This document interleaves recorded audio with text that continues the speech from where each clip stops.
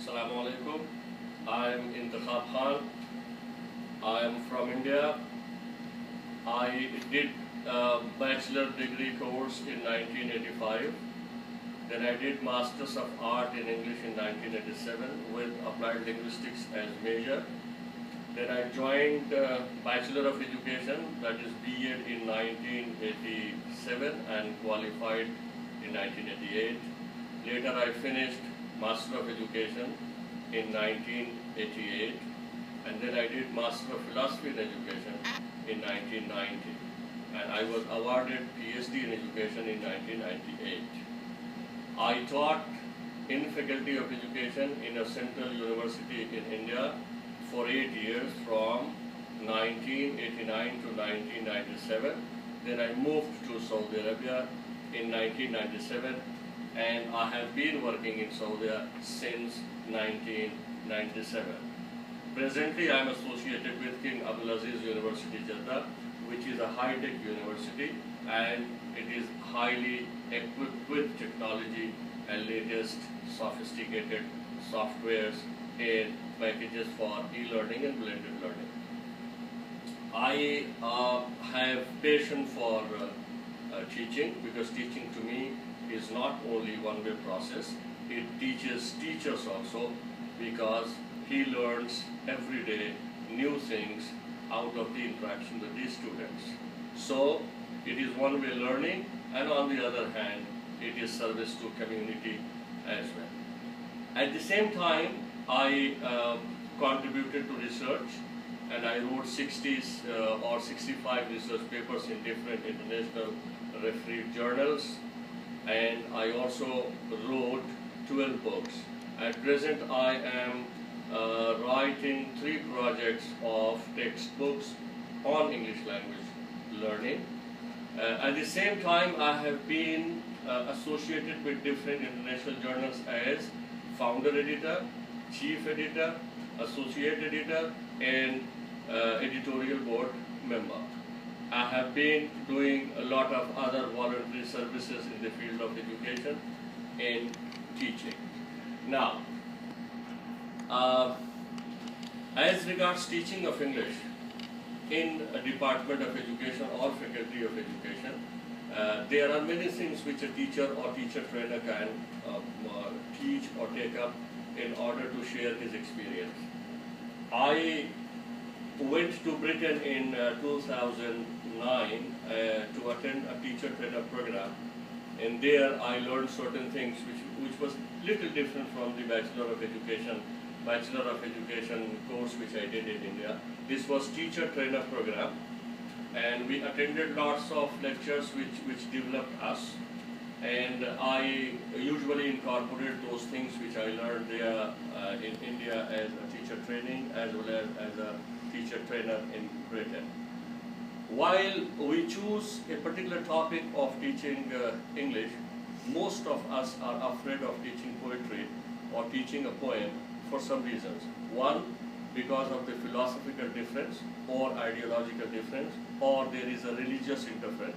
Being a Muslim, teaching of poetry becomes more crucial and more important because it contradicts our belief and sometimes our background. I'm going to share my experience on one of the most famous sonnets written by William Shakespeare. Shakespeare was basically a playwright, but his expertise as a sonnetarian can also not be ignored. He wrote 56 sonnets. Out of 156, 126 sonnets were addressed to his fair youth, 26 sonnets were addressed to dark lady, and 4 sonnets were of traditional type. I have chosen sonnet number 18, which is known as Shall I Compare Thee to a Summer's Day. I am not going to teach exactly the poetic idea which has been presented by the poet, but I am going to tell what a teacher can teach or tell the students even in a poetry class. So 2 things I will be going to focus on. One will be parts of speech like noun, pronoun, verb, adjective, adverb, and the other will be figures of speech, for example simile, metaphor, personification and other devices which a poet uses in a piece of literature or a poetic piece. Now, I have written some sentences. Well, it is whiteboard, it is not supposed to be sophisticated technique, but still there are many parts of the world where people are still using whiteboard, so it will be helpful for them. Shall I compare thee to a summer's day? Thou art more lovely and more temperate. First two lines are the opening lines, but the poet, strangely, starts with a question. He doesn't compare directly his friend with a beautiful object. Rather, he asks a question, and it is something, a unique device used by Shakespeare. He is not sure whether he is going to compare his fair youth or his friend, and this comparison will be apt or not. Now, in England, summer's day is supposed to be very pleasant, and beauty of the beloved or the charm of the friend is also very pleasant. So this is going to be a figurative device which is called simile.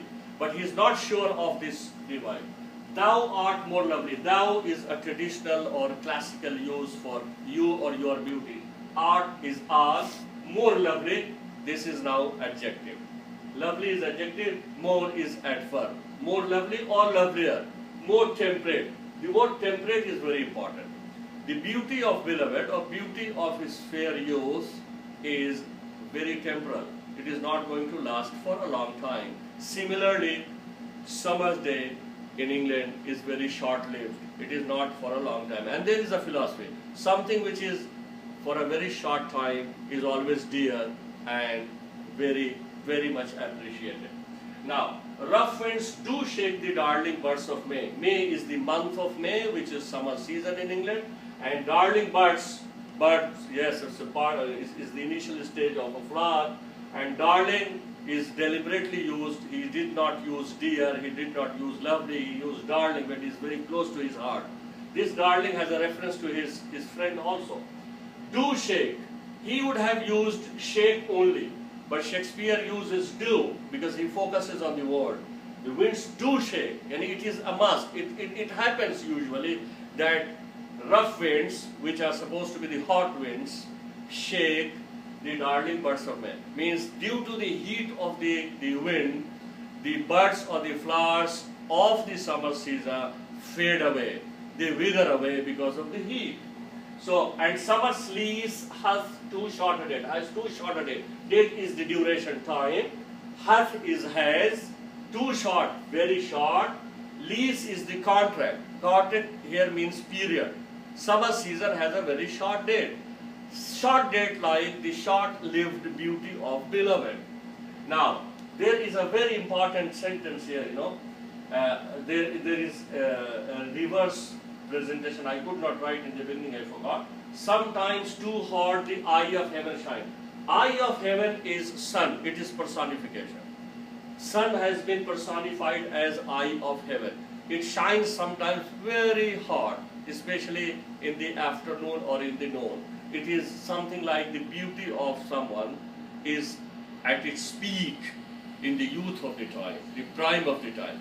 But it withers away like the sun goes not very hot. It becomes less hot in the evening, and finally it sets.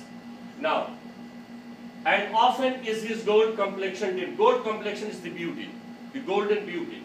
His is beloved, but here sun is personified, Now the most important line I am going to present, which is going to represent the Greek philosophy or the philosophy of Shakespeare, is every fair from fair sometimes declines. Every beautiful thing will decline, will lose its beauty.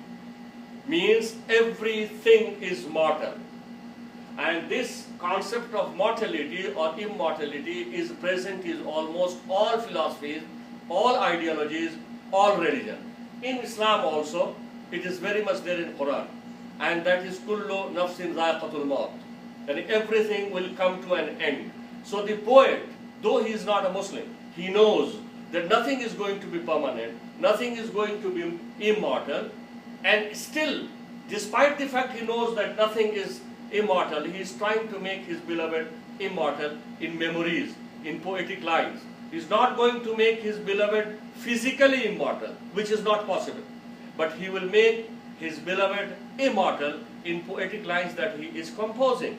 So every fair from fair sometimes declines by chance or nature's changing course untrimmed. Nature here we can refer to God.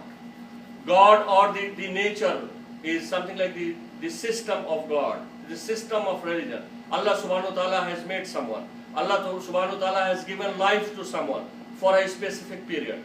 No one is going to be immortal except him. But the poet, out of love, is trying to immortalize his beloved by writing a few immortal lines with which he is trying to make him permanent, everlasting and eternal. So what I wanted to say is that we can make comparison between English lines and Urdu, Hindi, Arabic. We can compare English philosophy, Greek philosophy with ideologies in other religion and Islam even. There are certain, here it's very clear. The concept of mortality and immortality has been presented by a Christian poet, and he says clearly every fair from fair sometimes declines. And that is exactly in the same way as we believe that we are not immortal, we are mortal. So the teacher has to do two things, or the teacher trainees have to do two things. They have to find the language. The language is classical Elizabethan English, which was used in the time of Elizabeth. Art, thou, thee, maketh, like this. On the one hand, we are going to, we talk about parts of speech, because without parts of speech, we cannot teach figure of speech. And then one has to teach what does sonnet means. Sonnet is Italian word or Greek. It's not English word. It has been derived from sonetto. Sonetto means 14 lines. And the rhyme scheme which Shakespeare has followed in his sonnet is A, B, A, B, C, D, C, D, E, F, E, F, and G, G. So what I mean, if we teach poem, we can draw certain logical conclusions, not only illogical conclusions. We can compare with philosophies, realities. We can talk about Islam also when we talk about poem. And at the same time, we can teach grammar, we can teach language, we can teach linguistics, we can compare language 1 and language 2, that will be contrastive linguistics. We can talk about traditional English and modern English. We can talk about American English and British English. So there are so many things, but we have to choose what to teach, how to teach, according to the need and according to the syllabus of the particular course. Thank you very much.